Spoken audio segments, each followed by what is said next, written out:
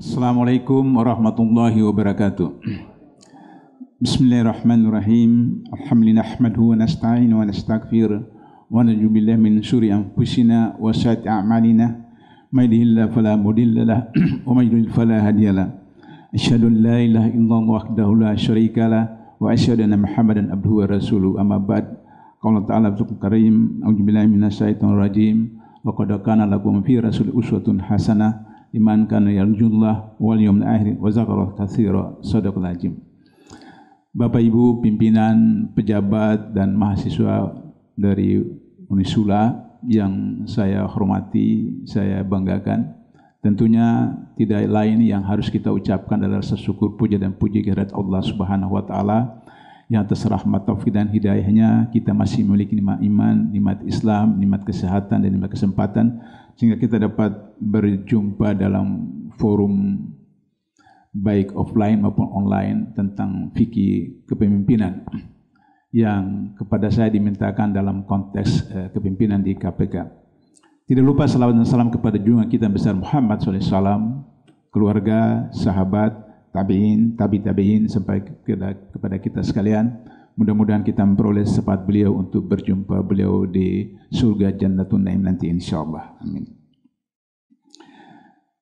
Masalah kepemimpinan tentu saja berkaitan dengan soal pemimpin dan pelaksanaan kepemimpinan.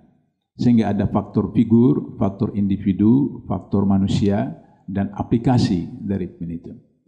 Maka kalau kita perhatikan dalam dialog Allah dengan para malaikat dalam Al-Baqarah ayat 30, di sana kita lihat bahwa Allah pada akhirnya tidak menunjuk malaikat, katakan malaikat Jibril sebagai khalifah, tapi justru Adam yang menjadi khalifah di muka bumi. Dalam dialog itu kita dapat menyimpulkan dari 30 sampai 33 bahwa Adam ditunjuk sebagai khalifah karena pertama punya knowledge, kedua punya nafsu lawama, nafsu mutmainah, yang itu nafsu lawama itu tidak dipunyai oleh malaikat, yang di dalamnya itu ada ambisi untuk maju, ambisi untuk berkuasa, ambisi untuk memperbaiki dan seterusnya, yang itu tidak dipunyai malaikat tapi dipunyai oleh manusia yaitu Adam. Nah dari sini maka kemudian sesuai dengan surah Al-Ahzab ayat 21 yang saya bacakan pada awal tadi itu, bahwa pada diri Rasulullah itu ada sebaik-baik teladan. Tapi teladan bagi siapa? Bagi orang yang beriman kepada Allah, yang mempercayai hari akhirat dan selalu ingat Allah 24 hours, 24 jam. Kita semua tahu, anak SD pun juga tahu bahwa kalau traffic light itu fungsinya adalah mengatur lalu lintas supaya tidak terjadi tabrakan, tidak terjadi kecelakaan. Tapi hari ini kita menyaksikan di Jakarta, di Semarang, di mana saja di Indonesia, setiap hari selalu ada tabrakan. Selalu ada kecelakaan. Begitulah. Kita tahu, kita yakin bahwa Muhammad adalah sebaik-baik teladan.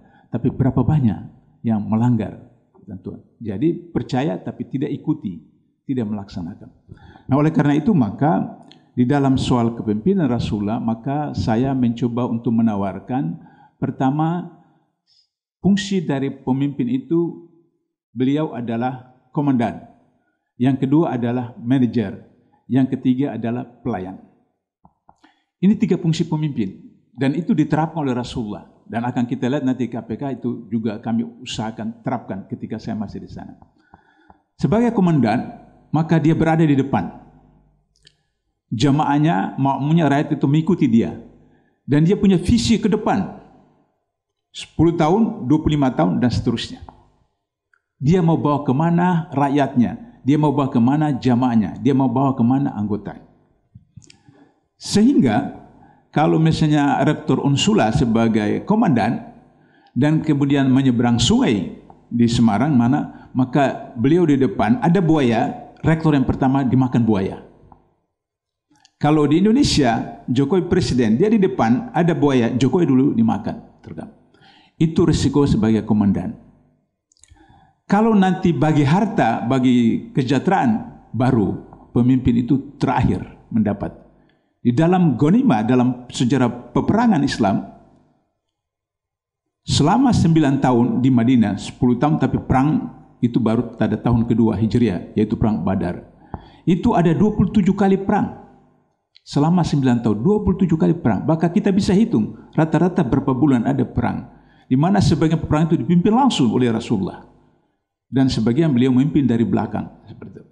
Nah, oleh karena itu, maka ketika ada ghanimah pampasan perang, maka yang dilakukan Rasulullah adalah membagi-bagi kepada prajurit, kepada tentara, kemudian anak yatim, kepada selesai. Kalau masih ada sisanya, baru beliau bawa pulang. Kalau tidak, tidak bawa pulang. Jadi kalau dalam memimpin di depan, tapi kalau bagi harta, bagi kekayaan, bagi gaji, bagi apa, terakhir. Sebagai komandan, punya visi yang jelas, misi yang jelas, kemudian dituntun. Dan dalam konteks inilah, maka pemimpin itu harus sebagai teladan. Di dalam salah satu jargon orang Eropa, the best instruction is action itself. Jadi perintah yang terbaik adalah dengan perbuatan itu sendiri. Itulah yang dimaksud dengan Al-Ahzab ayat 21, pada diri Rasulullah itu sebaik-baik teladan.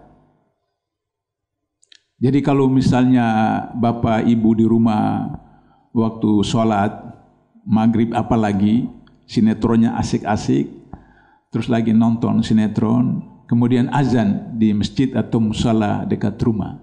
Biasanya bapak dan ibu, Abdullah, John, Hanapi ke masjid. Kalau saya waktu masih kecil disebut ayah, diberi kakak gitu, terus saja, nggak komentar, langsung jalan. Tapi kalau anak kita sekarang, kita lakukan begitu, maka mereka langsung, bapak, ibu, langsung diserang balik kita. Nah, karena itu maka sesuai dengan petunjuk tadi bahwa itu perbuatan langsung, maka kemudian bapak, ibu, remote control off TV. Langsung ke kamar mandi, ambil wudu, kemudian ajak anak, ada cucu, langsung seperti itu. Jadi langsung praktekkan keteladanan seperti itu. Itu sebagai komandan. Fungsi kedua pemimpin adalah manajer. Manager, how to manage. Dalam konteks manajer, maka semua karyawan, semua bawahan, semua staf, right, itu ada partner kerja. Partner kerja. Kalau tadi yang komandan, itu ada perintah, ya ayyuhalladzina amanu atiullaha wa atiur rasul wal amri minkum. Maka kemudian kita lihat dalam ayat itu berdasarkan asbab nuzulnya, bahwa ada seorang sahabat ditunjuk jadi komandan, membawa rombongan tugas keluar kota. Kemudian di luar kota beliau katakan, kamu bawahan saya harus mengikuti perintah saya berdasarkan Rasulullah. Naam, kata bawahannya. Kalau begitu kumpulkan kayu-kayu bakar. Setelah kumpulkan kayu bakar, dibakar api unggun. Kemudian dia katakan, masuk di dalam api unggun. Berdebat para prajurit itu.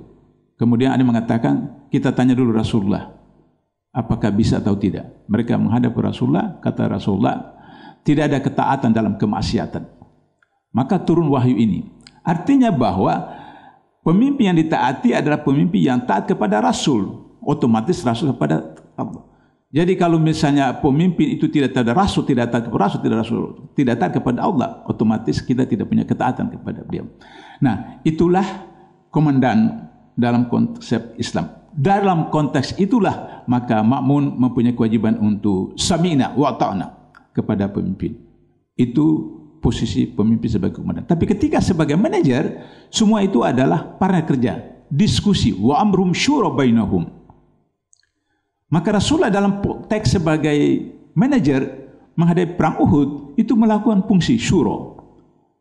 Pribadi Rasulullah itu menginginkan bertahan dalam kota Madinah dalam perang Uhud, tapi para sahabat menginginkan keluar. Mayoritas sahabat menginginkan keluar. Maka beliau masuk pakai baju perang. Ketika masuk beliau pakai baju perang, para sahabat itu kemudian seperti berpikir, kita salah, kenapa kita minta Rasulullah keluar, kenapa tidak ikut aja beliau. Tapi ketika beliau keluar sudah pakai baju perang, para sahabat itu ingin mengoreksi putusan mereka, pendapat mereka. Kata Rasulullah, pantang bagi seorang Rasul sudah memakai baju perang kemudian membuka lagi baju perang. Nah, hikmah dari pada peristiwa ini adalah bahwa Rasulullah memperhatikan syuro seperti itu, tetapi juga hikmah yang lain bahwa harus sahabat, staf, karyawan ketika pemimpin menyampaikan pikiran pendapat itu harus dikaji dengan mendalam. Nah, kalau itu ada nasnya, ada roji dan seterusnya, maka kemudian bisa diikut. Tapi tetap saja jamaah, anggota, staf, karyawan, rakyat diberikan kesempatan. Nah, dalam konteks itulah maka kemudian kita lihat dalam perang Badar itu Rasulullah perintahkan buka kemah. Kemudian salah seorang prajurit itu bertanya kepada Rasulullah, "Ya Rasulullah, apakah perintah buka kemah di sini wahyu atau pendapat Anda sendiri ya Rasulullah?" Kata Rasulullah, "Pendapat saya sendiri, bukan wahyu." "Kalau begitu saya sarankan pindah ke sana." Ini sahabat Salman Al-Farisi. Kata Rasulullah, "Kenapa?" "Karena di sana ada sumber mata air. Di padang pasir orang yang menguasai sumber mata air akan memenangkan perang." Dan Rasulullah ini prajurit biasa yang tadinya cuma seorang hamba saya dari Parsi datang. Tapi Rasulullah terima dan sejarah membuktikan perang Badar umat Islam menang. Nah, ini adalah manajer. Kenapa? Karena makin banyak informasi, makin banyak data dari karyawan, dari pegawai rakyat, makin berkualitas satu putusan. Jangan kita memandang bahwa pembantu rumah kita di rumah tidak berfungsi, tidak berperanan.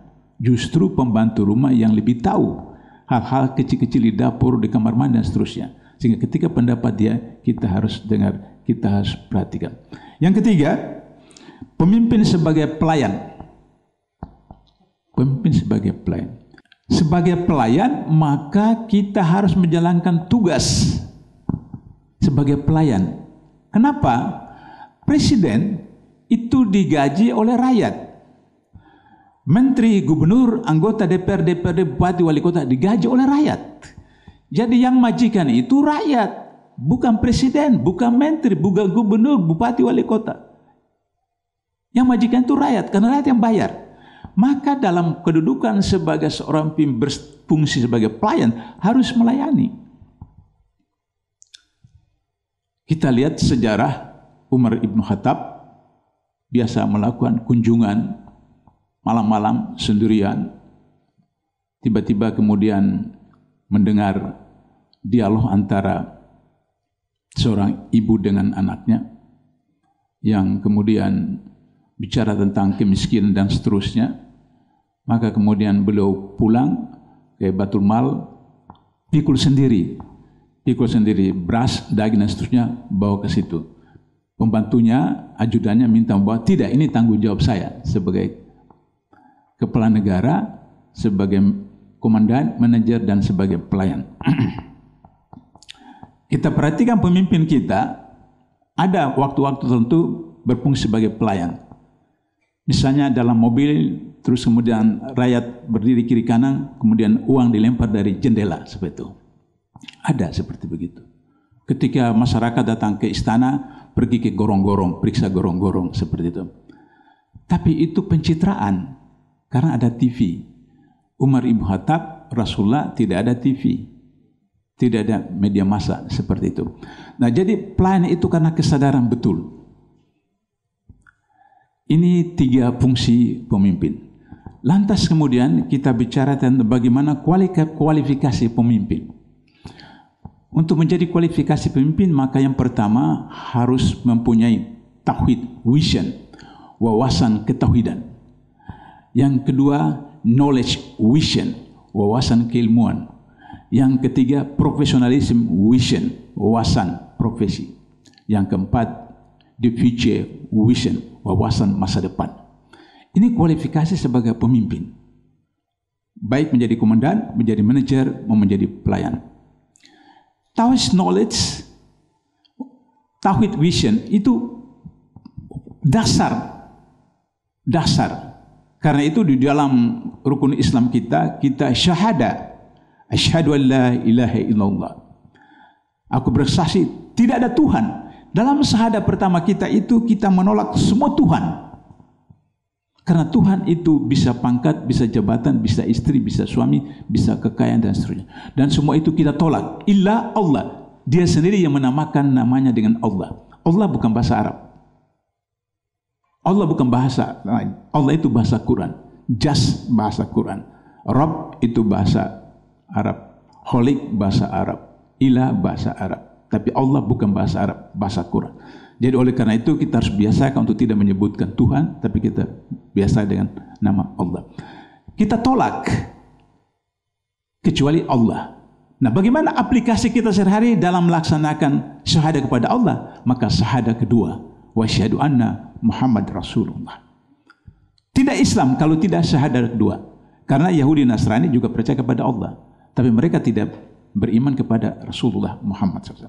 Oleh karena itu maka kita harus beriman bahwa Rasul Muhammad itu adalah Rasulullah. Bagaimana caranya? Tadi Al-Ahzab 21. Kita ikuti bagaimana kehidupan Rasulullah sebagai komandan, sebagai manajer, sebagai pelayan.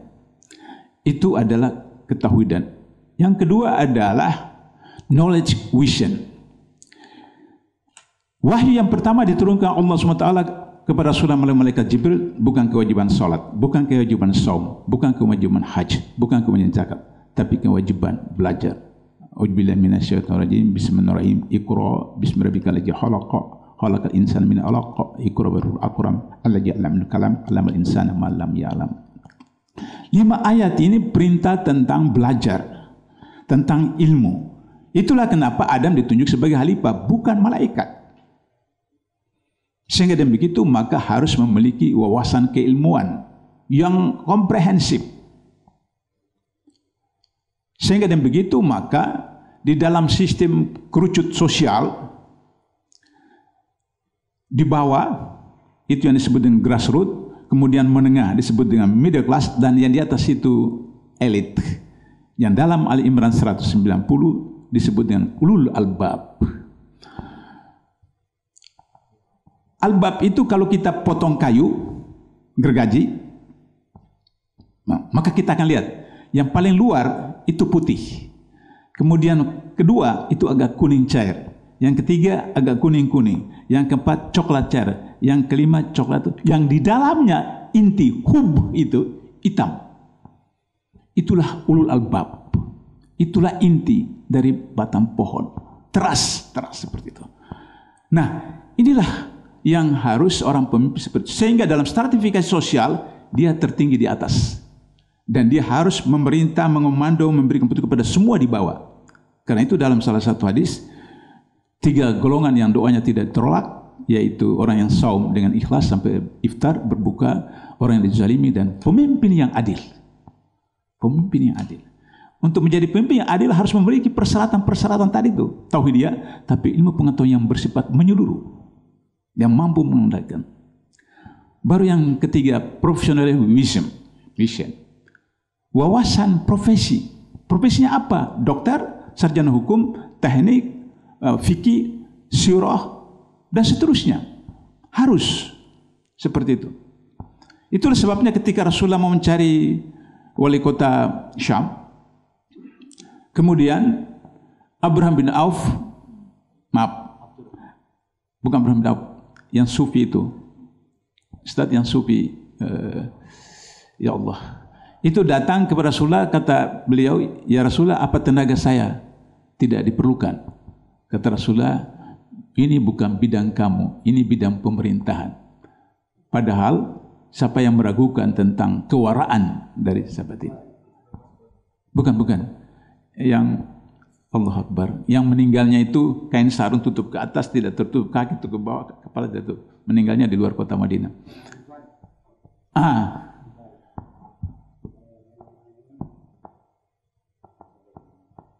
Itu termasuk sufi, ya, salah seorang sufi seperti itu. Nah, disitulah lahir hadis yang populer yang selama ini kita katakan, jangan berikan jabatan kepada orang yang meminta. Seperti itu. Jadi profesi. Setelah punya, jadi kalau misalnya mau jadi menteri pertanian, maka dia harus pernah menjadi petani. Mau jadi menteri pendidikan, maka pernah jadi guru atau pernah jadi dosen. Kemudian terakhir, wawasan masa depan. Jadi dalam wawasan masa depan itu tidak hanya 2020 sampai 2024 atau 2020, tapi wawasan Rabbana atina fid dunya hasanah wa fil akhirati hasanah wa qina adzaban. Jadi wawasan dunia akhirat. Itu pemimpin Islam yang dunia akhirat. Sehingga kita tidur juga, doa kita juga berkaitan akhirat. Kita makan juga berkaitan akhirat dan lain-lain seperti itu. Nah, ini adalah kualifikasi untuk menjadi seorang pemimpin. Bagaimana prakteknya di KPK? Seleksi pegawai KPK itu persyaratan pertama integritas, baru profesional. Kenapa kami tetapkan integritas pertama, profesional kedua? Karena profesional bisa diproses. Sudah jadi pegawai KPK, bisa ikut BIMTEK, bisa ikut pelatihan, dan seterusnya. Jadi bisa belajar mana. Tapi kalau integritas dari sononya. Dari sononya. Saya mau bikin ilustrasi bagaimana soal integritas ini menjadi syarat mutlak di KPK. Nilainya dari 0 sampai 4. Minimal harus mencapai nilai 3,5. Kalau 3,4 saja tidak lolos. 2007 saya ingat KPK perlu 100 pegawai baru yang mendaftar 27.000. Bapak Ibu coba imagine, perlu 100 mendaftar 27.000. Fresh grade. Di tes di KPK lulus cuma 45 orang. 45 orang dari 27.000. Tahun 2004 KPK perlu jaksa terbaik. Dikirim oleh Kejaksaan Agung 45 orang jaksa terbaik dari seluruh Indonesia. Yang lulus 4 orang. 45 jaksa terbaik di Indonesia di KPK dites, diseleksi, lulus 4 orang. 19 fresh graduate ekonomi dan hukum UI dites di KPK 3,5 orang yang lulus. Coba bayangkan, itu UI. Bagaimana di Papua, bagaimana di Kalimantan, bagaimana di Sumatera. Persyaratan utama integritas. Fakta di KPK, satu orang itu mencapai 3,45. Persyaratan minimal 3,5. Karena baru pertama kali 2004 perlukan penyidik dengan jaksa. Itu. Maka salah seorang pimpinan mengatakan, enggak apa-apa lah, kita terima karena kita perlu tenaga jaksa, nanti dibina, dibimbing dan seterusnya. Ternyata kemudian, beberapa waktu dia mau menjelang pensiun, keluar keasliannya. Dalam penelitian saya, dalam penyusunan disertasi saya menemukan bahwa semua tools psikotest di dunia itu hanya bisa mengadopt, bisa mentrace 70% pribadi seseorang. Just 70%. 30% tidak bisa didetek. Sehingga ketika dianggap itu sudah baik apa segala macam, ketika masuk ke kantor, masuk ke departemen, masuk instansi, masuk lembaga, suasana ternyata kemudian kondusif untuk kembali 30% keluar. Maka itu kita biasa kaget. Loh, kenapa Gubernur Sulawesi Selatan yang mendapat hadiah bermacam-macam penghargaan ditangkap KPK? Ini yang terakhir. Gubernur Sulawesi, ya Nurdin, mendapat penghargaan yang luar biasa. Atau Mensos itu mendapat sertifikat luar biasa. Tapi ternyata korupsi. Karena 30% itu tidak terdetek di dalam tools. Apalagi kalau sudah biasa mengikuti psikotest. Dibaca ulang-ulang beberapa kali, ada alatnya, ada petunjuk itu, maka bisa lulus. Nah, oleh karena itu maka agar supaya Anda lulus psikotest, maka ketika isi ada berapa ratus, sesuai dengan jenjang kepangkatan, ada 500, ada 200, ada 300, bahkan sampai itu, maka jangan Anda berpikir. Karena Anda berpikir habis waktu Anda. Karena biasanya 1 sampai 50, kemudian 51 sampai 100 mengulangi lagi pertanyaan nomor 1. Tapi Anda tidak bisa kembali mencek habis waktu. Maka yang Anda lakukan untuk lulus tes adalah langsung cek. Tidak berpikir, langsung. Problemnya adalah bagaimana Anda yakin Anda jawaban itu benar dan lulus. Caranya sederhana. Tulis, cek apa yang Anda lakukan setiap hari. Jadi yang apa Anda praktekkan, Anda melakukan itu langsung. Jadi tidak perlu berpikir, bangun jam berapa? Jam 4. Pergi kantor jam berapa? Jam 7. Sampai di kantor jam berapa? Praktek. Itu metodenya. Jadi tulis apa yang Anda praktekkan. Kalau tidak, maka tadi ayat Quran, kabura maqtan illahi amtakulu malat alun. Murka Allah bagi orang mengatakan sesuatu tapi tidak melaksanakan. Tanpa untuk menunjukkan riya, tapi untuk motivasi kepada saudara-saudara. 12 tahun saya pejabat negara, 4 tahun di KPKP, 8 tahun di KPK. Saya sampai di kantor itu 7 kurang seperempat. 12 tahun saya bisa arrange. Pukul 7 kurang seperempat saya sudah sampai di kantor. 12 tahun saya bisa arrange itu. Nah, jadi oleh karena itu maka harus menjadikan doktrin motivasi pada diri sendiri agar supaya Anda adalah teladan seperti itu. Jadi itu di KPK, integritas, baru kemudian profesionalisme. Untuk itu maka kemudian harus ada SOP, Standard Operation Procedure. Untuk kemudian bisa dilaksanakan SOP itu maka harus ada kode etik. Kode etik itu terdiri Code of Ethics dan Code of Conduct. Code of Ethics adalah nilai-nilainya, misalnya tidak boleh bohong, berlaku jujur dan seterusnya. Kemudian Code of Conduct adalah bentuknya.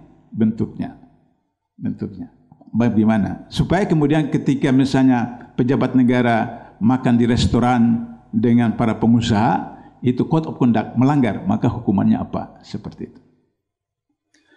Nah, untuk itu maka harus ada peraturan kepegawaian yang harus disahkan. Sehingga peraturan kepegawaian dilaksanakan dalam bentuk SOP, dan ketika melanggar ada kode etik. Seperti itu. Dengan demikian maka seseorang akan mendapat penghasilan berdasarkan prestasinya. Untuk bisa begitu maka harus ada KPI, Key Performance Indicator. Misalnya kalau waktu saya di KPK, penyidik KPK itu 1 tahun harus 4 kasus ditangani 1 tahun. Begitu juga penuntut umum, juga penyelidik. Saya sebagai penasihat minimal itu 1 bulan sekali nasihat saya, pertimbangan saya kepada pegawai atau kepada pimpinan. Nah, kalau itu tidak dilakukan, maka kemudian tidak akan mencapai kinerja. Sehingga dengan begitu, Bapak Ibu pemirsa yang online mungkin kaget kalau saya katakan di KPK pernah seorang pegawai gaji 1 bulan saya lupa bulan berapa itu sama dengan direkturnya. Gaji bulan itu diterima sama besarnya sama dengan direkturnya. Pernah. Kenapa? Karena ayat Quran, la yukallifu nafsan illa wus'aha. Allah tidak memberatkan suatu kepada hamba kecuali yang mampu. Dia laksana, dia pikul. Jadi ketika waktu itu KPI-nya, kinerjanya direkturnya itu mendapat B. Pegawainya dapat A. Di KPK kalau kinerja A itu mendapat 10% tunjangan kinerja dari gaji pokok.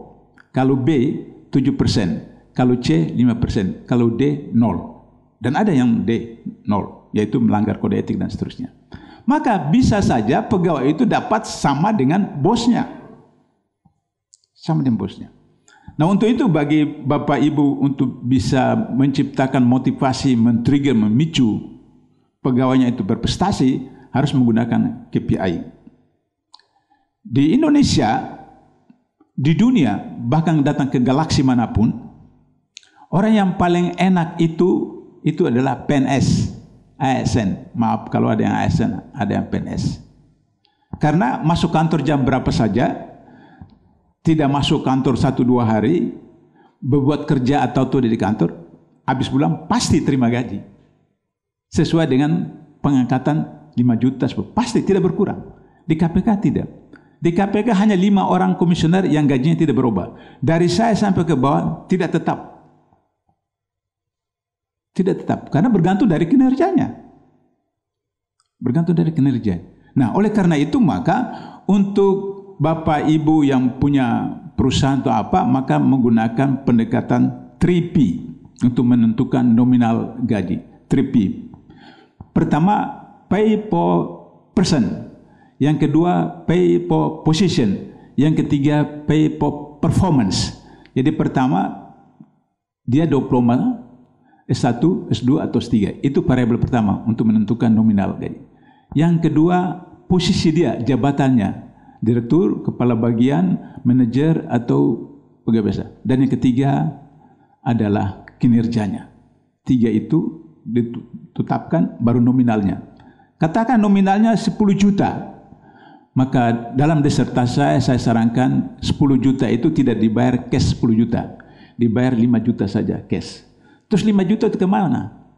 Itu diubah dalam bentuk anaknya dari SD sampai universitas gratis sekolah. Dia keluarga masuk rumah sakit, masuk berobat apa, gratis. Tidak seperti Anda BPJS tapi potong gaji. Gitu. Gratis. Saya 15 tahun kerja di Malaysia, tinggal di Malaysia, dan saya kerja di perusahaan swasta. Kalau kurang sehat, demam apa, ke poliklinik, saya kasih lihat kartu perusahaan, dan kemudian gratis, dan gaji saya tidak dipotong. Karena itu tanggung jawab moral dari perusahaan. Seperti itu. Nah itu untuk supaya pegawai karyawan kita terpicu untuk bekerja. Nah, sudah itu kemudian kalau menyimpang itu maka ada yang disebut dengan reward and punishment. Prestasi ya tadi rewardnya 10%, 7%, 5%. Punishment harus diatur di dalam kode etik. Karena waktu saya terbatas, saya mau berikan contoh-contoh kepimpinan di KPK. Itu adalah kolihal. 5 orang itu kolihal. Jadi wa amrum syura bainahum itu diterapkan di KPK. Saya memberikan contoh. Satu kasus dari tingkat paling bawah, Satgas sudah tetapkan tersangka. Sampai ke direktorat sudah tersangka. Sampai tingkat deputi sudah tersangka. Sampai ke pimpinan sudah sah tersangka. Kemudian diundang kami penasihat, deputi semua. Dibahas lagi, tetap tersangka. Tapi salah seorang pimpinan KPK baru sadar bahwa direktur penuntutan tidak ada. Maka dia bilang, cari direktur penuntutan. Dicari, datang. Dipresentasikan lagi, kurang lebih 5 menit. Dia bilang, oh maaf Pak, belum bisa. Ini kita sudah bicara semua, direktur penuntutan mengatakan tidak bisa. Belum itu, maka kemudian tidak bisa. Teman penasihat di sebelah saya mengatakan, kenapa? Kita kan sudah setuju apa? Saya bilang, kita ini di belakang layar, kita di kantor. Yang bertarung di lapangan itu jaksa. Dan itu menyangkut kinerja dia. Kalau dia gagal di sana, maka kinerjanya bisa jadi B, bisa jadi C. Dan itu menyangkut kredibilitas KPK. Nah, jadi yang konsep wa amrun syura bainahum itu, yang hanya Salman Al-Farisi seorang, itu bisa kemudian membatalkan putusan Nabi dengan para sahabat membuka kemah di situ. Tapi harus, tentu saja dasarnya kuat. Nasnya kuat, jangan sampai kemudian ada mahasiswa unjuk rasa ke Fakultas Hukum, unjuk rasa, tapi dasarnya tidak kuat. Kalau dasarnya kuat, atau seperti di KPK mahasiswa datang unjuk rasa, LSM datang unjuk rasa, kemudian terus saya perhatikan di pinggir kantor KPK itu lagi bagi amplop, lagi bagi nasi bungkus seperti itu. Itu mahasiswa hari ini. Beda dengan mahasiswa zaman beliau itu zaman dulu seperti itu. Nah, jadi oleh karena itu maka bagaimana kode etik ditetapkan? Saya mau berikan contoh bagaimana agar supaya manajemen itu berjalan dengan baik dengan kode etik dan SOP.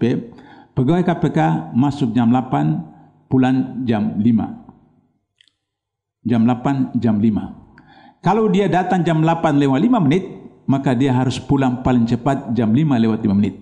Jadi prinsipnya harus 9 jam di kantor. Toleransi diberikan 8.30.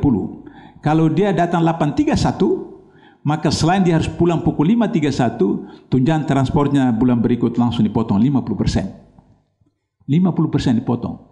Tidak bisa debat, tidak bisa dialog, karena ini fingerprint. Fingerprint ini, saudara kembar saja tidak sama sidik jarinya. Saudara kembar tidak sama sidik jari. Jadi tidak bisa dimanipulasi. Maka kemudian orang berpikir, kalau begitu datang saja sebelum jam 8, sudah itu keluar lagi. Nanti jam 9 datang, tidak bisa. Kenapa tidak bisa? Karena ada CCTV untuk memantau.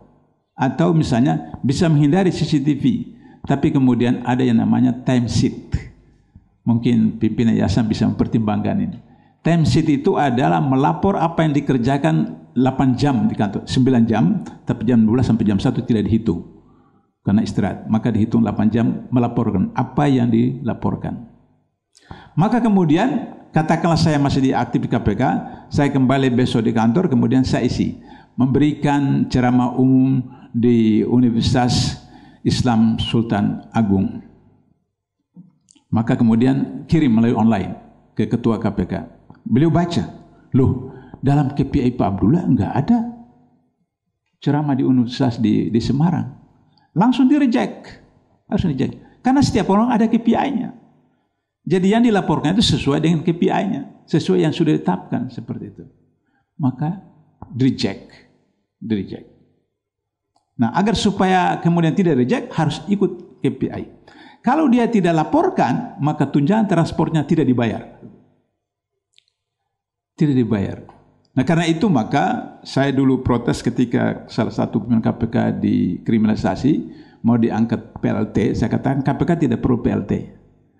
KPK tidak perlu PLT. Kenapa? Karena pimpinan KPK semua tidak masuk, deputi semua tidak masuk, direktur semua masuk, pegawai KPK pasti masuk. Kenapa? Karena potong tunjangan transport 50%. Terlambat, potong 50%. Apalagi tidak masuk. Dan tidak ada orang gila yang setiap hari tunjangan transport dipotong 50%. Maka dia harus masuk. Nah, sehingga dan begitu maka semua harus mengikuti SOP, aturan. Nah, itulah yang kenapa di dalam Islam itu diatur yang disebut dengan fikih itu. Fikih syar'i, fikih dakwah, fikih politik dan seterusnya. Untuk itu maka saya ingin sampaikan satu ilustrasi tentang pelaksanaan kode etik di KPK, di mana pada suatu hari seorang laki-laki pegawai KPK SMS, waktu itu belum ada WhatsApp, SMS teman kantornya perempuan, saya mau jumpa Anda. Kata perempuan, maaf Pak, saya sedang tugas luar, nanti saya kembali kantor baru kita bicara. Oh tidak, ini persoalan pribadi, tidak boleh kita bicara di kantor, nanti istirahat saja. Maka janjilah mereka jam 12 di restoran Padang, di depan Istiqlal itu ada di lantai 2 ada restoran. Jam 12, ini laki-laki datang ke sana, perempuan itu dengan temannya datang kemudian ketemu. Terus perempuan tanya, ada apa Pak? Serius banget. Nah, kalau dalam bahasa milenial sekarang, nembak. Jadi cowok ini menembak itu perempuan. Terus kemudian ketika dia nembak, kata perempuan, loh Pak, Bapak kan tahu, saya sudah punya suami, dan Bapak kan juga sudah punya istri. Kata laki-laki, ya daripada saya gila, ya saya sampaikan isi hati saya seperti itu. Just that moment. Sudah itu kemudian tidak lagi ketemu, cuma kemudian ada beberapa SMS. Di SMS. Nah, perempuan ini bagian keuangan. Nah, kita tahu kan kalau pekan terakhir itu sibuk bagian keuangan. Dan itu terbawa sampai di rumah. Suaminya melihat ada perubahan tingkah laku istrinya. Dia tanya, dia tidak mau cerita apa. Lama-lama marah juga suaminya, dipaksa, akhirnya dia ngaku. Dia ngaku. Setelah ngaku, suaminya datang ke KPK melapor ke pengawasan internal KPK. Bapak Ibu, penerapan sistem kepemimpinan di KPK itu pemimpin tidak takut sama ketua KPK. Karena ketua tidak bisa memecat pegawai KPK. Pegawai KPK tidak takut pada pemimpin KPK. Karena pemimpin KPK tidak bisa memecat pegawai KPK. Tapi pegawai KPK takut kepada direktur pengawasan internal. Itu eselon 3. Eselon 3. Maka kemudian diperiksa. Diperiksa itu laki-laki, ditemukan 2 alat bukti, maka dibentuk majelis kode etik, disidangkan. Saya tidak ketua waktu itu, saya anggota. Setelah pemeriksaan lebih kurang 1 pekan, putusannya adalah diberhentikan dengan tidak hormat. Hanya soal pernyataan curhat hatinya kepada perempuan. Saya kemudian mengatakan saya tidak setuju dipecat, di-sourcing saja. Alasan apa? Mereka kaget karena mereka tahu saya yang paling keras, tapi waktu itu saya katakan di-sourcing saya. Saya katakan ini tuduhan perzinahan. Dalam hadis, seseorang menuduh orang lain berzina harus menemukan 4 saksi yang melihat penis masuk dalam vagina perempuan. Dan ini tidak ada. Ini cuma melalui pertemuan sekali, kemudian SMS. Jadi tidak bisa kita lakukan hukuman itu dan pecat. Maka ditunda. Di KPK selama 8 tahun itu, kalau hari Senin saya kirim internal email kepada seluruh pegawai KPK, kalau hari Jumat itu khusus rohani Islam. Jadi ketika saya sedang buat kepada pegawai-pegawai Islam, tiba-tiba saya baca di internet email itu, masuk ini teman juga menyampaikan tentang hadis dan ayat. Saya langsung astagfirullahaladzim. Dia juga penanggung jawab, salon penanggung di DKM KPK. Maka kemudian rapatnya berikut saya katakan, saya setuju, dipecat. Dipecat. Mereka heran, kenapa Abdullah tiba-tiba berubah? Karena dalam undang-undang KPK, kalau orang KPK dijatuhi korupsi, non KPK, katakanlah jatuh hukuman 6 tahun penjara. Kalau orang KPK tambah 1/3. Karena itu pemberatan. Nah, dia bertanggung jawab dalam membina rohani pegawai KPK, tapi dia melakukan pelanggaran seperti itu, maka itu pemberatan. Maka saya setuju dipecat. Nah, kalau sistem itu di KPK diterapkan di kementerian lembaga negara, habis semua PNS, semua ASN dipecat. Karena biasa di kantor, pergi ke daerah, biasa cinta lokasi dan seterusnya. Meskipun istri di rumah, suami di rumah dan seterusnya seperti itu. Nah, ini adalah contoh ilustrasi betapa penegakan hukum di KPK itu. 8 tahun lebih di KPK, saya memeriksa 10 orang pegawai KPK, termasuk ada 2 direktur. Salah satunya baru saya tahu bahwa ini teman beliau yang saya pecat jadi direktur. Tapi saya jujur, waktu itu ketika saya mau ketuk palu, saya ketua. Itu serak suara saya, mau nangis, enggak tahan. Karena ini teman baik dari awal KPK. Dan itu kemudian 2008 atau 2009. Tapi saya ingat, demi Allah, jika Fatimah binti Muhammad mencuri, pasti kupotong tangan. Saya ingat hadis itu sudah, itu palu, dengan bukti-bukti yang sudah ada. Seperti itu. Nah, oleh karena itu maka bagaimana soal kepemimpinan di KPK itu, lantas kemudian dalam penegakan hukum, orang kemudian menganggap bahwa KPK itu pilih bulu seperti itu. Tapi bukan pilih bulu. Itu kalau kita datang makan prasmanan, restoran makan prasmanan, maka kemudian kita akan pilih apa yang kesukaan kita.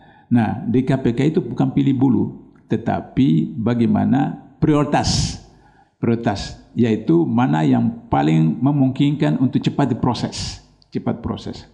Nah, sehingga dengan begitu, maka kemudian di dalam 2005 sampai sekarang itu ada 1.500 orang yang ditangkap KPK, dan itu menyedihkan. 1.500 orang itu 86% sarjana. Ada S1, ada S2, ada S3, ada profesor, guru besar, bahkan ada hafiz Quran. Ini memang menyedihkan. Kenapa? Karena hampir 50% yang ditangkap KPK itu tidak tahu bahwa apa yang mereka lakukan itu adalah korupsi.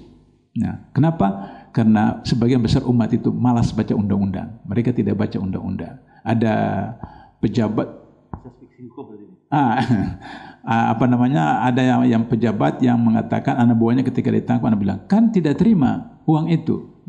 Saya katakan undang-undang tidak mengatakan harus terima uang itu. Undang-undangnya mengatakan terjadi tindakan melawan hukum yang merugikan keuangan negara, perhukum negara yang mendapat tentang keuntungan bagi diri pribadi, orang lain atau korporasi.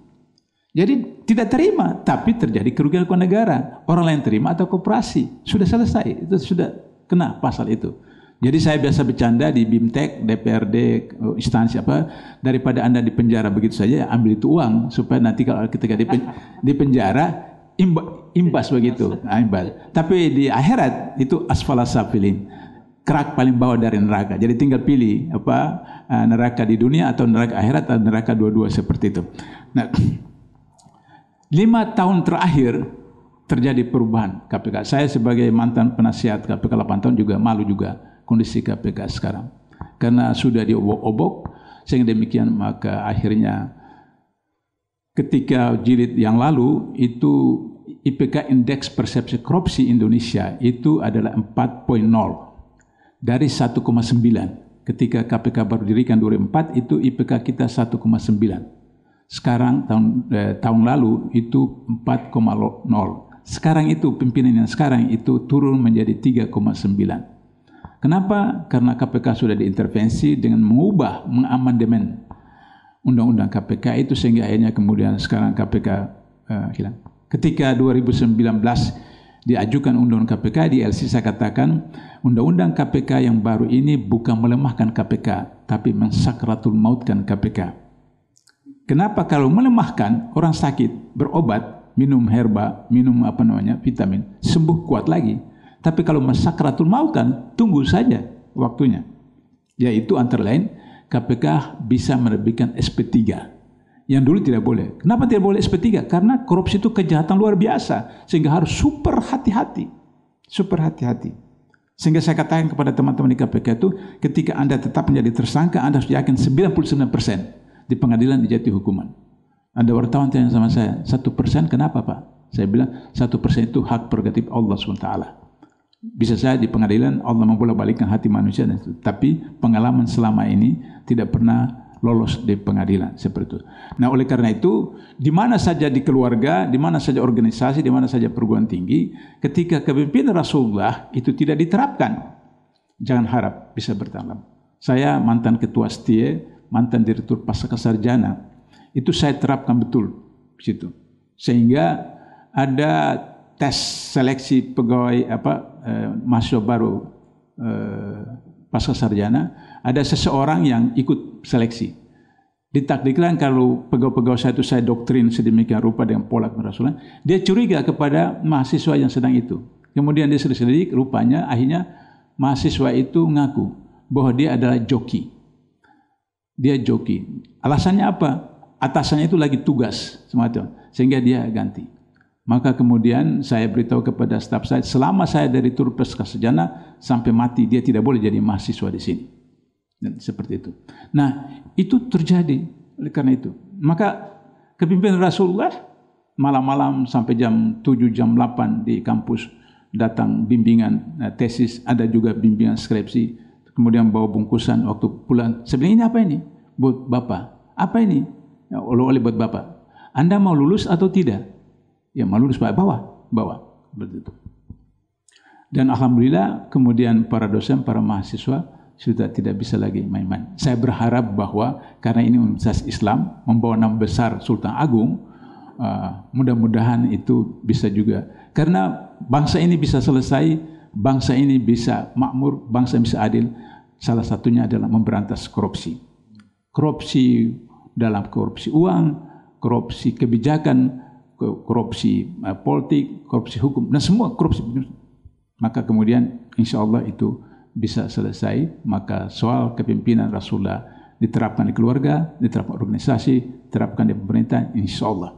Barangkali ini beberapa bahan untuk renungan buat Bapak Ibu sekalian, dan saya mohon maaf karena waktunya tergesa-gesa sehingga kemudian hanya itulah yang saya sampaikan. Yang benar dari Allah, yang salah dari saya. Bila taufiq hidayah. Wassalamualaikum warahmatullahi wabarakatuh. Waalaikumsalam warahmatullahi wabarakatuh. Jazakumullah Ustadz Abdullah Yamahua. Istilahnya mahasiswa ini semua daging semua gitu. Tidak ada gajinya begitu yang disampaikan oleh Ustadz Abdullah Yamahua terkait dengan kepemimpinan. Minimal 3 sifat pemimpin, dia sebagai komandan, teladan, manajer dan pelayan. Kemudian kualifikasi pemimpin ada 4, tauhid vision, knowledge vision, professional vision, dan future vision. 4 ini. Dan ini adalah kepemimpinan pada masa Rasulullah seperti ini. Kemudian beliau juga sampaikan ini pada masa beliau diterapkan. Yang utama ketika memilih pemimpin adalah pada integritas terlebih dahulu dan baru profesional yang dihitung. Kemudian untuk menjaga itu, ya, maka harus ada peraturan kepegawaian, kemudian ada SOP, kode etik, kemudian ada KPI-nya, ya, kemudian ada reward and punishment, gitu ya. Kemudian dalam penggajian ini berdasarkan hasil disertasi beliau, itu menarik juga ini, mungkin nanti bisa menjadi pembelajaran kita, Ustaz Habib Hasan. Pay for person, pay for position, dan pay for kinerja, performance begitu. Insyaallah ini banyak hal yang telah disampaikan beliau, baik pada dataran kepemimpinan pada masa Rasulullah, kemudian juga pada sahabat Umar bin Khattab, dan juga pada masa beliau ada di penasihat di KPK. Mohon maaf ini karena waktu, beliau ada waktu 15 menit untuk tanya jawab karena jam 11 beliau harus sudah terbang, sebenarnya jam 12.10. Monggo ada waktu 15 menit, ada raise hand atau ditanya silahkan. Ini ada saya cek di chat Ustadz, izin bertanya Prof. sejauh mana sebagai penasihat KPK atas kasus-kasus fraud, adakah yang harus diselesaikan? Mungkin langsung dijawab, ada apa? Nanti sambil yang lain, monggo. Sebelum Presiden Jokowi mengamandemen Undang-Undang KPK, maka kemudian di KPK itu yang pertama yang dilakukan dengan apa yang disebut dengan pengumpulan bahan keterangan atau full bucket ya, atau kalau polisi menggunakan istilah penguntitan seperti itu. Tapi beda penguntitan di kepolisian dengan penguntitan di KPK. Kalau penguntitan di KPK itu jangankan objek atau orang luar, teman sekantor pun tidak tahu. Seperti demikian. Tapi kalau polisi justru sampai tabrak-tabrakan dengan mobil, menembak lagi 6 orang bunuh seperti itu. Itu beda KPK dengan kepolisian. Saya bisa tahu bahwa pegawai KPK mau melakukan OTT kalau saya lihat jam 7:30-8 itu di musola kecil, sholat duha, ada 2 rakaat, ada 4 rakaat, kemudian bawa ransel, saya tahu bahwa ini OTT. Jadi kemudian di lift saya salaman, mudah-mudahan berhasil. Dia cuma nyengir hehehe, karena kode etiknya tidak boleh bicara, tidak boleh ngomong dengan siapapun. Nah seperti itu. Karena itu maka rata-rata OTT KPK itu berhasil seperti demikian. Nah sekarang itu sudah agak sukar. Nah jadi pertama itu full bucket. Nah kemudian kalau sudah full bucket itu untuk menemukan bahwa ada unsur-unsur atau tidak. Kalau sudah ada di gelar perkara, maka dibawa ke pros justisia, yaitu penyelidikan. Penyelidikan kalau menurut KUHP itu adalah mencari data fakta bahwa ada peristiwa pidana atau tidak. Nah kalau sudah penyelidikan di KPK dengan di KUHP, di polisi jaksa itu berbeda. Jadi kalau di KUHP itu setelah penyelidikan ada peristiwa pidana, baru kemudian penyidikan. Penyidikan itu untuk menemukan siapa tersangkanya. Tapi kalau di KPK dalam proses penyelidikan sudah ditemukan 2 alat bukti, maka kemudian langsung ditetapkan tersangka. Nah, sehingga demikitu ketika sudah tersangka itu sudah memenuhi 95% untuk dijatuhi hukuman. Nah, ada perkara-perkara yang itu ketika periode ketiga, keempat itu sudah menyangkut persoalan orang-orang atas. Nah, jadi ini yang saya katakan jujur menjelang Pilpres 2019 bahwa saya kasihan sama Jokowi. Kalau tidak terpilih pada Pilpres 2019 dia ditangkap. Kenapa dia ditangkap? Karena pembangunan proyek infrastruktur dari Aceh sampai ke Papua itu bertentangan dengan ketentuan. Dalam ketentuan pengadaan barang dan jasa itu nilai proyek di atas 200 juta harus dilelang. Nah, proyek-proyek ini triliunan. Tidak ada yang dilelang, pakai kepres seperti itu. Nah, oleh karena itu maka akhirnya kemudian dikendalikan seperti itu. Nah, inilah yang kemudian terjadi penyimpangan yang seperti sekarang. Maka kemudian proyek-proyek besar, apakah BLBI, apakah IKTP, apakah Bank Senturi, apakah Mekarta, itu mentok. Kenapa mentok? Waktu periode yang lalu, itu ketika sampai di pimpinan, itu voting 3-2. Kita 2, mereka 3, maka kalah. Seperti itu. Nah itulah yang kemudian sekarang diamandemen Undang-Undang KPK supaya SP3. Nah, seperti itu. Keterlanjuran, kekeliruan Abraham Samad, dia keceplos mengatakan bahwa ada ketua umum partai besar akan diproses karena BLBI, langsung dikriminalisasi dengan Bambang Sutopo. Maka kemudian selesai. Nah, dari pengalaman itulah mereka buat Undang-Undang KPK yang sekarang untuk bisa kemudian SP3. Jadi kalau Anda mau korupsi di Indonesia sekarang itu kesempatan. Sebelum ganti presiden. Jadi Anda korupsi saja semacam itu terus ke luar negeri. Tunggu 2 tahun. 2 tahun kembali lagi jadi milioner. Yang itu sudah SP3 seperti itu. Jadi ini pesta korupsi buat Indonesia dan seperti itu. Tapi kalau korupsi uang yayasan, uang ini memang tidak ditangani KPK, itu polisi atau jaksa. Tapi kecuali ada kaitannya dengan APBN, APBD, baru KPK. Kalau tidak, ya polisi, jaksa. Mungkin itu sedikit tambahan. Jadi terima kasih. Ada 3 chat, Ustadz. Ya. 2 yang ada kaitannya, 1 melebar. Gitu. Yang pertama ini dari jaksa ini. Izin bertanya bahwa ketua KPK yang sekarang pernah kena kode etik di KPK. Kenapa bisa jadi ketua? Ya. Pertama. Kedua, izin bertanya Prof, saya Bu Yamka. bagaimana menerapkan kepemimpinan agar menjadi pemimpin yang bukan hanya amanah tapi hasanah, yaitu memberikan nilai-nilai kebaikan. Ini yang sesuai konteks. Yang melebar, Indonesia adalah mayoritas Islam. Ini dari Malaysia ini, Bahrudin Mansur. Apakah masih ada harapan umat ini bisa menang? Terima kasih. Monggo.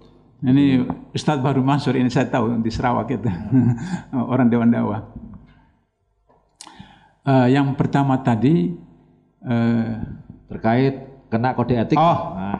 Jadi ketika Ketua KPK sekarang Deputi Penindakan KPK, maka saya diundang oleh pengawas internal sebagai ahli untuk dimintai pendapat saya terhadap perbuatan Deputi Penindakan. Sebelum saya diberi pertanyaan, ditayangkan dulu video. Setelah kurang lebih 5 menit saya nonton, saya katakan ini bukan pelanggaran kode etik, ini pidana.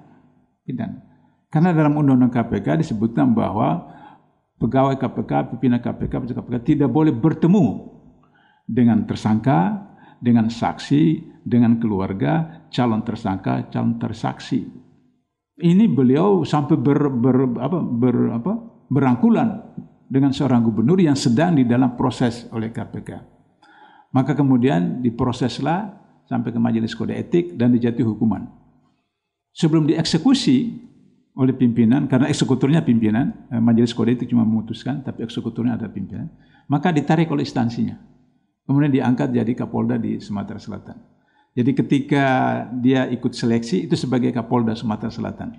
Ketika lolos sampai di DPR, pimpinan KPK, saya tahu betul, pimpinan KPK mengirim surat ke DPR bahwa orang ini bermasalah di KPK, melanggar kode etik. Tapi Bapak Ibu lihat, ternyata bulat suara semua Komisi 3 memilih dia sebagai Ketua KPK. Kenapa? Karena anggota-anggota DPR itu bermasalah. Dia mantan Deputi Penindakan KPK, jadi tahu. Nah, disinilah kemudian saling menyandera, saling menyerang. Dia bisa lolos di pansel, karena pansel itu ada pejabat-pejabat. Dia tahu mereka punya masalah, maka kemudian lolos seperti itu. Nah, inilah yang kemudian proses penyandaran yang ada. Itulah rahasianya kenapa dia terpilih, dan itu memang sudah skenario oleh Presiden untuk bisa terpilih. Yang kedua, terkait dengan apa tadi, saya lupa tadi. Terkait dengan yang jaksa. Kepemimpinan agar amanah tapi hasanah, yaitu memberikan kebaikan. Iya. Jadi kita coba ikuti aja Rasulullah. Tentu saja tidak bisa kita sama Rasulullah, tapi semampu mungkin, seoptimal mungkin. Contohnya misalnya, semua istri-istri Rasulullah itu dibagi jatah yang sama. Maaf Pak Nabi, itu jatah yang sama. Jatah dan semua hal yang sama. Jatah rumah sama. 9 istri, 9 rumah.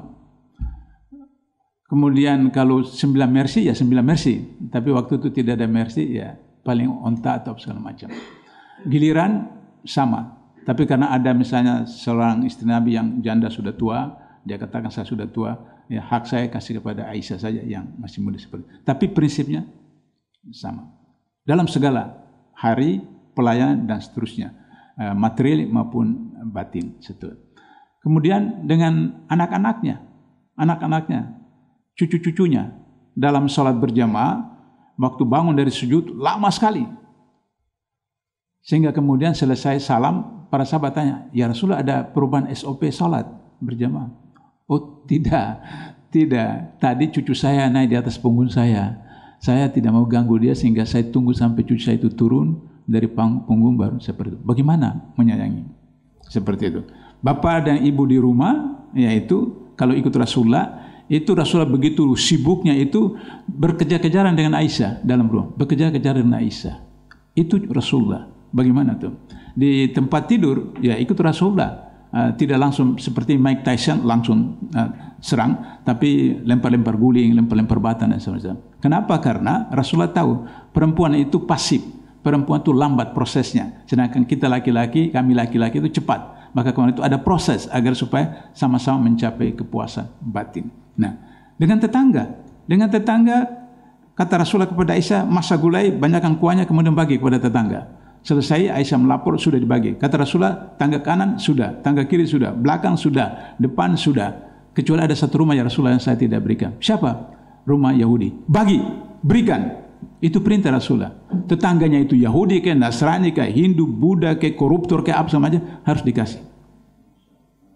Itu pola hidup Rasulullah. Jadi kalau Anda mau jadi pemimpin seperti Rasulullah, minimal seperti itu tetangga.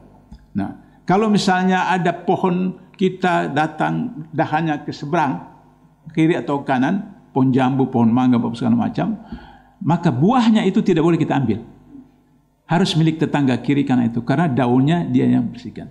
Sebaliknya kalau pohon tetangga masuk ke kita merasa terganggu atau fitnah, kita minta supaya ditebang. Kalau kita minta dia tidak ditebang, kata Rasulullah, boleh kita tebang sendiri, supaya tidak terjadi fitnah. Ketika Abu Bakar jadi khalifah, kemudian datang kepada Aisyah, ya putriku, apakah saya sudah bisa mengikuti cara kepemimpinan Rasulullah? Kata Aisyah, belum ya Abi. Kenapa? Karena Rasulullah setiap hari datang ke ujung kota Madinah menyuapi seorang Yahudi buta miskin situ. Wah, Abu Bakar tidak mau kalah terus datang ke situ. Terus menyuapin itu orang miskin buta. Kata Yahudi minta-minta itu, siapa ini? Ya orang yang biasa menyuapi kamu. Kata dia, bohong kamu. Loh kenapa kamu bilang saya bohong? Orang yang menyuapi saya itu mengunyah dulu itu roti baru memberikan saya. Menangis Abu Bakar, orang yang kamu sebutkan itu sudah meninggal. Loh emangnya siapa dia? Nabi Muhammad Rasulullah. Menggelegar, petir menyerang dia seperti begitu. Bayangkan setiap hari orang itu memaki-maki Nabi Muhammad, mencerca Nabi Muhammad. Tahu-tahu dia itu juga setiap hari yang menyuapi dia. Bayangkan itu. Maka tanpa sadar keluarlah dari mulutnya, asyhadu an la ilaha illallah wa asyhadu Muhammad Rasulullah. Itu cara kepemimpinan Rasulullah. Nah karena itu maka pengalaman saya di KPK, saya menjatuh hukuman orang itu dengan motivasi untuk memperbaiki. Ada seorang eselon 3, sekretaris deputi. Saya pecat dari sekretaris, kemudian saya mutasikan dia, kasih sourcing 3 bulan. Karena dia meminjam uang yang tidak bisa membayar dengan rutin, sehingga kemudian orang bank itu datang ke rumahnya, dia tidak ada karena dia rumah tangga baru, suami istri kerja, anaknya masih kecil, titip tempat. Maka kemudian mereka cari alamat kantor, datang ke KPK. Loh kok KPK? Maka kemudian diproses. Ketika saya jatuhkan hukuman buat dia seperti begitu, waktu saya nyusun disertasi, saya jadikan dia juga narasumber. Saya pikir dia dendam saya kan. Dia bilang, waduh kalau Pak Beliau tidak sourcing saya 3 bulan, saya tidak urus bisa urus bayar utang-utang saya. Jadi ada orang yang menerima punishment itu sebagai edukasi. Jadi ketika kita memberikan satu punishment, hukuman, juga dengan maksud bagaimana untuk mendidik dia, memperbaiki dia sehingga seperti itu. Nah karena itu maka pada zaman Rasulullah ada seorang pemuda yang masuk Islam, tapi dia mencuri, pekerjaan mencuri. Apa kata Rasulullah? Silahkan, tapi setiap kamu mencuri, melapor sama saya. Lapor sama saya. Nah begitu, lama-lama orang itu tidak pernah muncul. Sekali waktu ketemu, Rasul tanya, loh kenapa kamu tidak lapor? Ya Rasulullah saya malu ya Rasulullah, harus melapor lagi. Jadi saya sudah tidak mencuri lagi sekarang. Jadi itu punishment buat dia, tapi itu edukasi sehingga akhirnya kemudian dia sudah tidak mencuri lagi. Nah itu tips seperti itu. Sudah ya?